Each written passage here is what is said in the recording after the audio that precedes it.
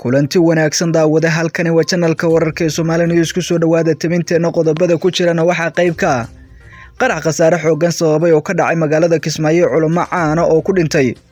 madaxweynaha maamulka Jubbaland iyo mas'uuliyiin ka tirsan dawladda federaalka ee Soomaaliya oo ka taxsiiyay qaraxaasi khasaaraha ka dhashay dadkii ku dhintay saraakiisha ciidamada dawladda Soomaaliya oo ku dhawaaqa howlgallo looga hortagayo weerarada al-shabaab ee magaalada Muqdisho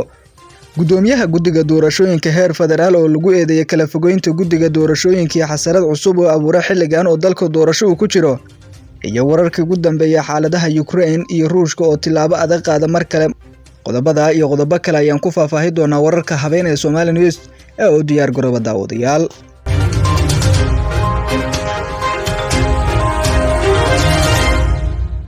markale kulan wacan oo wanaagsan daawada waa habeenimo talaada sii baxayso Arbacada soo galaysa taariikhda waa 22 Febraayo 2022 waxaad ku soo dhawaataan qodobada aad maqasheen iyo kuwa kale oo aan baqaadno fadlan muuqaalkan haduu ku soo gaarsiin share garay oo saaxiibada kale si gaarsii boggeena Somali News ku soo biir haday tahay markii kugu horeyso soo booqato hagaag hadii ayna ku hormarno faahfaahin dheeraad ah ayaa waxay ka soo baxayaan qarax laga maqlay jugtiisa inta badan xaafadaha magaalada Kismaayo ee gobolka Jubbada Hoose ayaa waxa uu ka dhacay magaalada Kismaayo xarunta gobolka Jubbada Hoose si gaar ah iskooyska Somali Star ee xaafada Calinley ee magaaladaasi qaraxani waxa ka dhashay khasaare isugu jira dhimasho dhaawac waxaana gaarigiisa lagu xiray Sheekh Cabdinaasir Xaaji Axmed oo kamid ah culimada Soomaaliyeed kuwooda ugu caansan wararka xogaha ayna ka helnaya inta ku darayeen Sheekh Cabdinaasir oo qaraxaasi uu ku geeriyoodo xilli dhawaan ka tagay magaalada Laascaanood isagoo magaalada Kismaayo gobolka Jubbada Hoose caasimad ku meel gaar u ah maamulka Jubbaland u tagay arrimo la xiriira kulamo diineed oo halkaas ku qaban rabay ciidamo ka tirsan kuwa maamulka Jubbaland ayaa gaaray goobta qaraxa ka dhacay iyagoona xiray wadooyinka ku hareeraysan iskooyskaasi oo qaraxa ka dhacay waxaana ka dhashay qaraxa sidoo kale khasaare isugu jira burbur hantiyadeed iyo dhaawacyo dadka qaar soo gaaray laamaha amniga magaalada Kismaayo ayaana bilaabay baaritaano lagu baadigoobay dadkii ka dambeeyay qaraxaas lagu xiray sheekha gaarigiisa kadibna sababay geeridiisa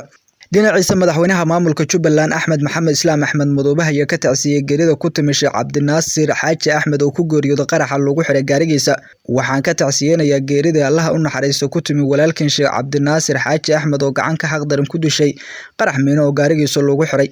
Allah u naxariisto shooqeena waxa uu hadaaci weyn oo anfacay ummadda Soomaaliyeed oo dacwad iyo khayrka ku faafin jiray guud ahaanba dhulka Soomaalida isagoo magaalada Kismaayo u yimid faafinta khayrka iyo baraarujinta bulshada ayuu yiri madaxweynaha Jubbaland Axmed Madoobe oo geerida sheekha ka tacsiyeenayay si gaar ah waxa uu taasi ugu diray ehladii iyo qaraabadii iyo saaxiibadii sheekha oo ka baxay sidoo kale mas'uuliyiin ka tirsan dawladda federaalka ee Soomaaliya ayaa ka tacsiyay qaraxa maanta magaalada Kismaayo gaarigiisa lagu xiray oo ku geeriyooday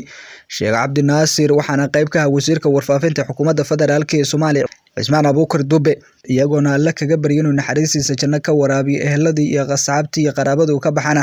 alla uga baryo inuu samir iyo iimaan uu ka siiyo Sheekh Cabdinaasir Xaaji Axmed ayaa qayb ka ah culimooyinka waaweyn ee Soomaalida isagoona magaalada Kismaayo u tagay halkaas inuu ku qabto kulamo diineed oo bulshada ku baraarujinayo wuxuuna kamid ahaa culimada sida weyn gayiga Soomaaliyeed looga garanayay isla Kismaayo ayaana ku guda jirnay magaalada Kismaayo xarunta gobolka Jubbada Hoose waxa maanta lagu qabto doorashada xildhibaano qaar kamid ah xildhibaanada golaha shacabka ee baarlamaanka 11 ee dalka ee ka imaanaya deegaanada maamulka Jubbaland xubnaha ku soo baxay kuraastan waxa qayb ka ah Cabdirashiid Maxamed Xidig oo ku fadhiyay 4 sano ee la soo dhaafay kursiga hoob 72 oo mar kale ku guuleystay isagoo helay codad gaaraya 75 cod ilaa 4 xildhibaan oo kale ayaa ku soo baxday doorashadaasi waxaana Axmed Madoobe lagu eedeeyay inuu saaxiibadii aad ku dhawaay soo saaray waxaana sidoo kale musharaxiinta qaar kuraasta maanta la doortay u tartamayo ee Tiga Kismaayo ay sheegeen in loo diiday xitaa shahaadada musharaxnimo waxaana qayb ka ah la taliyaha dhanka arrimaha doorashooyinka madaxweyne Farmaajo iyo xubno kale ee ka socday xafiiska ra'iisul wasaare Roble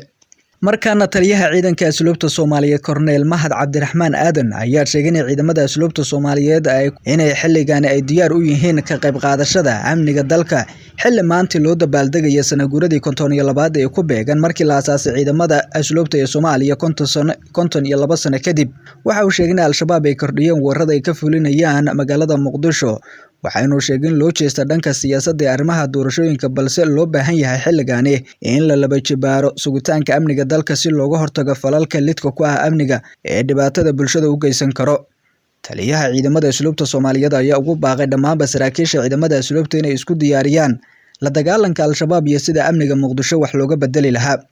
hadalkan taliyaha ayaa ku soo aadaya iyadoo ciidanka asluubta Soomaaliyeed ay ku soo aadayaan xilli dhawaan al-shabaab xilli habeen ay weerareen saldhigga degmada Kaxda iyo deegaanka Daarusalaam sidoo kalena ay dilal qorsheysan oo joogta Muqdisho ka fuliyaan.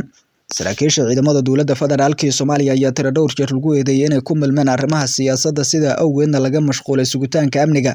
bilihii dambe Muqdisho waxay joogto u noqday falal amni darro, qaraxyo iyo sidoo kale dilal qorsheysan oo caasimadda ka dhacayo.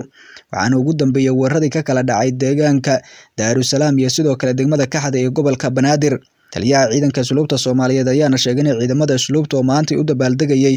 sana guuradeedu 52 inay u diyaarsan yihiin kahortagga falalka amni darro ee al-shabaab waayihii dambe ay kordhiyeen, isagoona xuseen in ciidamada ay isku diyaariyaan sidii loo samayn lahaa howlgallo ka dhan ah ee weerarada al-shabaab looga hortagayay Muqdisho waayihii dambe joogtada ka noqday. markaana gudoomiyihii hore ee guddiga doorashooyinka Soomaaliya Maxamed Xasan Ciro ayaa ku eedeeyay gudoomiyaha guddiga heer federaal ee doorashooyinka inuu abuurayo xasarad cusub oo lagu jahwareerinayo doorashooyinka golaha shacabka ee xilligan dalka ka socdo. gudoomiye Muuse Geela ayaa shalay sheegay in guddigoodu uu hakiyay natiijada kursiga Fahad Yaasiin iyo kuraas kale oo horey loogu doortay Koonfur Galbeed Soomaaliya. kursi muddo 25 cisho ka badan dooran oo caqabadii ku hareysneed laga gudbay in dib loogu noqdo waa dhibaato ayuu yiri halkii la dardargeli lahaa dhamaystirka doorashooyinka xoogana la saari lahaa in la soo nooleeyo caqabado xilligaani doorashada saameyn ku yeelan karto waa dhib weyn ayuu yiri gudoomiye hore ee doorashooyinka Ciro waxa uu tilmaamay in gacmo shisheeye dagaalkooda soo dhaxgaleen guddiga doorashooyinka. waxa uu sheegay in caqabadaha isaga ka hor yimid ee horseeday inuu meesha ka baxo ay ahaayeen ishaysiga madaxda guddiga doorashooyinka oo dhinac u dhaqaaqi waayay. guddiga doorashooyinka dhexdooda ayaa isku khilaafsan kuraasta la hakiyay gudoomiyaha guddiga doorashada. waxa xubnaha ka soo horjeeda arrintan ay sheegeen inuusan jirin wax fadhi ah oo guddiga ay ka yeesheen. hakinta kuraasta uu qayb ka ah kursiga Fahad Yaasiin ee shalay uu ku dhawaaqay gudoomiyaha guddiga doorashooyinka ayaa mar kale abuurtay xiisad cusub, iyadoona fila Soomaaliya ay xoogga saaraysa sidii dib loogu fasaxi lahaa kursigaas. xalka xafiiska ra'iisul wasaare Roble uu dadaal ku bixinayo sidii kursigaas loo tirtiri lahaa maadaama gudoomiyaha guddiga doorashooyinka hore uu codsaday in la qaban doorashadiisa inta laga xalinayo arrimaha ku gadaaban kursigaasi. Fahad Yaasiin waxa uu qayb ka yahay shakhsiyaadka aadka looga hadalhayo ee dowladda federaalka ee Soomaaliya. dhawaan ayaana lagu doortay magaalada Beledweyne xarunta gobolka Hiiraan inkastoo guddiga doorashooyinka Soomaaliya ay sheegeen inaysan waxba ka jirin doorashada ku soo baxay. gudoomiye hore ee guddiga doorashooyinka heer federaal ayaana haatan ku baaqayo in la joojiyo waxyaabaha doorashada saameyn kara balse inta dhiman si nabada lagu soo dhameeyo si dalka waqtiga loo asteeyay ee doorashada lagu soo gabagabeeyo.